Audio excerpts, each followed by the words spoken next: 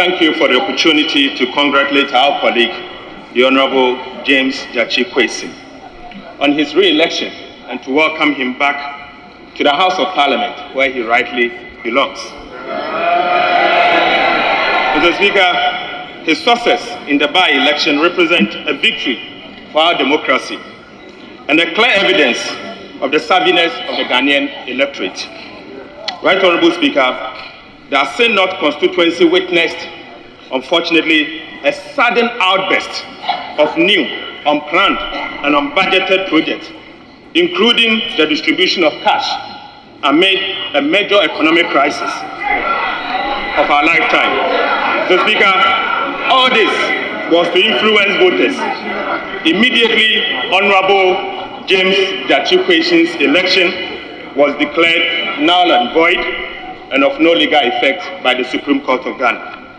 Mr. Speaker, the good people of Assin North, however, demonstrated their mandate cannot be bought by virtual projects or cash. Right Honorable Speaker, on the 7th of December 2020, the good people of Assin North expressed their mandate freely and elected Mr. James Quayson to represent them in the House. Sadly, on the 6th of January 2021, every effort has been made by proxies of government to prevent Mr. Quayson from representing his people, including injuncting him from functioning as a member of Parliament. Mr. Speaker, and this lasted for almost 14 months until the Supreme Court finally made their pronouncement. Right Honorable Speaker, when these machinations by proxies of government failed to break the resolve of Mr. Quayson, the government then took up the challenge frontally and instituted a criminal charge against him, with the Attorney General virtually urging the High Court to hear the matter on a daily basis, all to prevent Mr. Quayson from campaigning for re-election. Mr. Speaker, the President even went further by calling on voters of Assin North not to vote for Mr. Quayson because he was jail-bound. Mr. Speaker, the President was certain and categorical when he said, "Don't vote for someone who will end up in jail." Right Honorable Speaker, this singular categorical statement from His Excellency the President is not only prejudicial, but Mr. Speaker, it's a threat to fair trial and justice, and therefore undermines the judicial system, which is indeed the anchor of our democracy. Right Honorable Speaker, all these machinations did not deter nor weaken Mr. Quayson's resolve. Indeed, he continued to serve his people and believed in his vision. Mr. Speaker, it was therefore not surprising that the good people of Assin North reaffirmed their confidence in him at the just ended election on the 27th of June 2023. With a wider margin, Mr. Speaker, they voted massively for him, and he obtained a whopping 57.56% of the valid vote cast.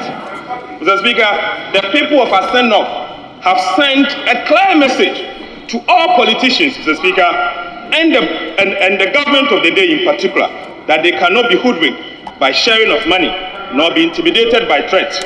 It is the same message that Ghanaians are sending to all of us, that in the year 2024, they will exercise their franchise based on their conscience, and no amount of tricks nor threats will dissuade them from voting out the administration that we are witnessing. So, Speaker, Ghanaians are really appalled by the abysmal economic mismanagement, poor governance, and increasing level of corruption, leading to unprecedented economic hardship being experienced by the people of Ghana. So, Speaker, the time has come for us as politicians, and rightly so, the political class, to have a rethink about the worsening monetarization of our elections and its negative impact on our democracy. Right Honorable Speaker, I must commend our colleague, Mr. Quayson, for his courage and resilient spirit. He has prevailed in the face of persecution. I am aware that today he is due to appear in court, the Speaker, to defend the trumped-up charges against him. My message to him is to take solace in the good book, in Deuteronomy 31:6, which says, the Speaker, "Do not be afraid or terrified because of them. The Lord your God goes with you. He will never leave you nor forsake you." The Speaker, I wish to serve notice.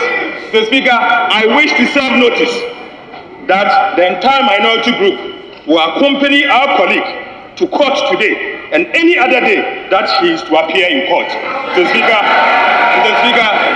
Speaker, we are solidarizing with our colleague and we will not participate in the business of the House anytime our colleague is in court, and we will be withdrawing from the chamber after this ceremony if the court processes indeed happens today. Mr. Speaker, amid persecution, cooperation will certainly suffer.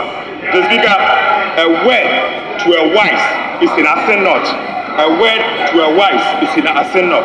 Mr. Speaker, let me use this opportunity to thank you once again for the opportunity.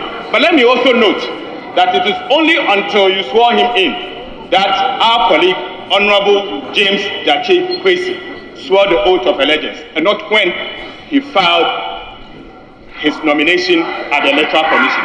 That should be noted by all stakeholders of state. Mr. Speaker, I urge the government to listen to the good people of Assent North and do the right thing.